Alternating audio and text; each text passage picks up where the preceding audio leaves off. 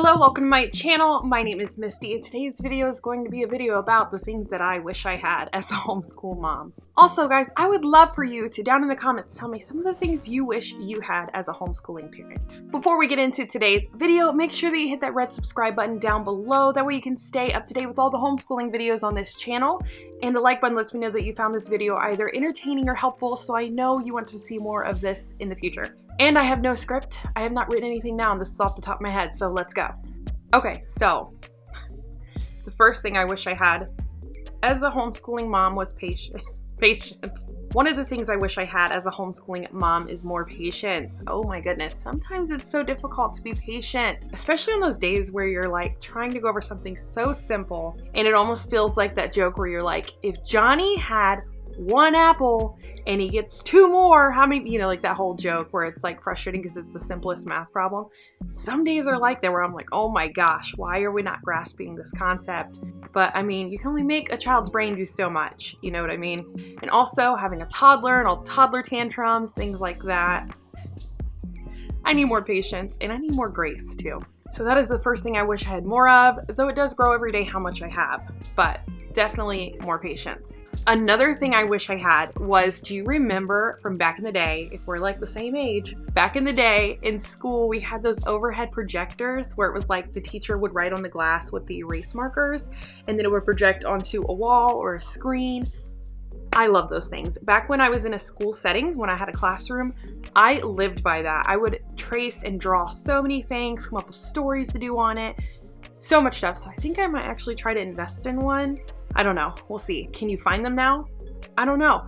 I really want one though. They are a ton of fun and there's so much you can do with them and it's interesting for the kids. So you turn off all the lights and you just have the projector. And I absolutely have always loved those, even as a kid in the classroom, all the way up to me using it as a teacher. So yeah, I want one of those bad.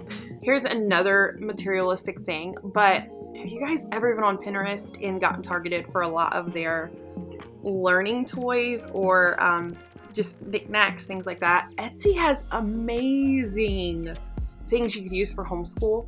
I've seen the coolest things that have to do with solar systems, the human body, weather. There's just so many really cool handmade crafts on Etsy and they're so expensive. So expensive. So either I need to learn how to do some woodwork or well, I don't know. I mean, I don't have a budget for that stuff. You know what I'm saying? So I don't know. That's why it's on my list. Like, I really want some of those things. They're really cool. So either I need to start getting really handy and crafty around here with wood or save up and maybe buy pieces here and there. But if you have not been on Etsy and you have a budget for it, don't go on Etsy unless you have the budget. If you have a budget for it, go on Etsy and check out some of the cool stuff on there. It's really nice stuff.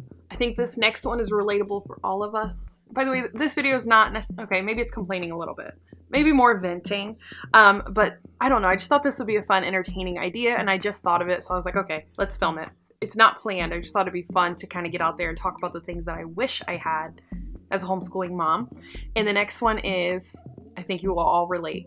I wish I had more energy. So many days I am just exhausted at the thought of like what's ahead for us, and I'm just trying to plow through the day.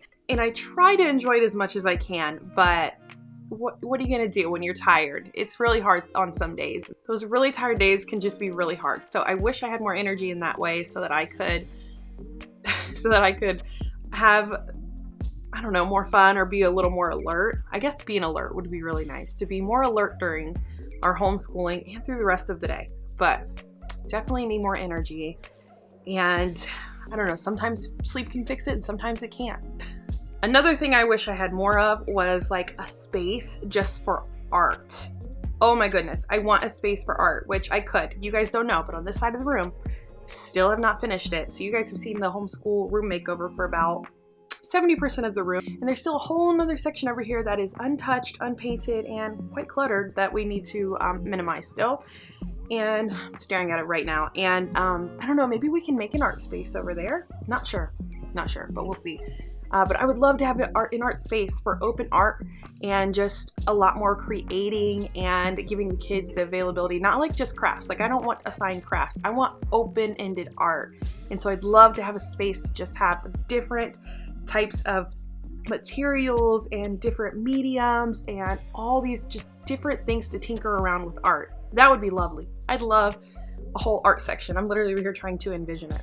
Beyond the art section, another thing that I wish I had, because I said tinker, I want a tinkering space outside in my yard for summering, that's not a word, for like summer school. I don't like super structured schooling in the summer. Obviously, we all want a break, and most kids get them in the public schools. And I want a tinkering space where it's just created to be welcoming and inviting for kids to make messes and be able to just do what they want to do. And I would have different materials out there so they can build things and create things, just so much. It would obviously be outside art too, but yeah, I want a space just for tinkering. And I think I'm going to do that this coming summer. And if I do, don't worry, I will bring you guys along for that. But I want a tinkering space outside to just have all the open-ended engineering fun that they can handle. I've also thought about how I would like, not just an overhead projector. I think I just have a love for projectors because the next two are kind of similar, but like a projector to use outside on the outside of the house or on the garage or something.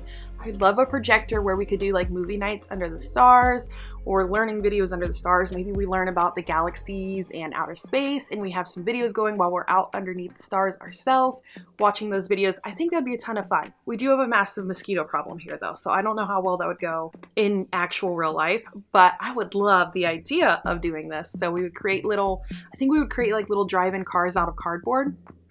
And we would just have like a whole setup, almost like a drive-in movie theater under the stars, or maybe even like a campfire type of setting where like we set up a tent, have a little fire going, and then the movie. That would be wonderful too. But I would love a space like that. I think I'm going to work on that. I think this next summer that's coming, I'm really going to vamp up my backyard to be a lot more utilized than just like running around and those things are fine. Obviously running around on the playground and playing soccer, all of that's fine. But I just want to create an environment where we want to hang out in the backyard with a lot of cool things. Another thing outside that I have wanted to do for the past 2 years, but I just haven't put the energy into actually executing and researching.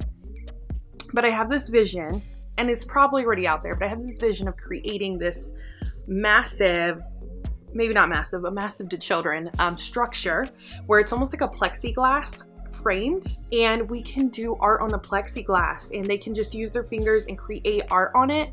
And at the end, you can always just spray wash it with the hose. Like, this is something I've been having in my mind that I really want to do, and I don't know why I haven't executed. I have great ideas, I don't execute. Like I said, I need more energy.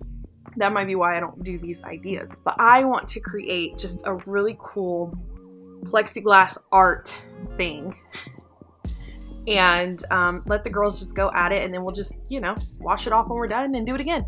I hope that makes sense. Like, it's literally just like, think of creating like a framed plexiglass that's clear, see-through, and it can stand up in the ground or on the ground and do art.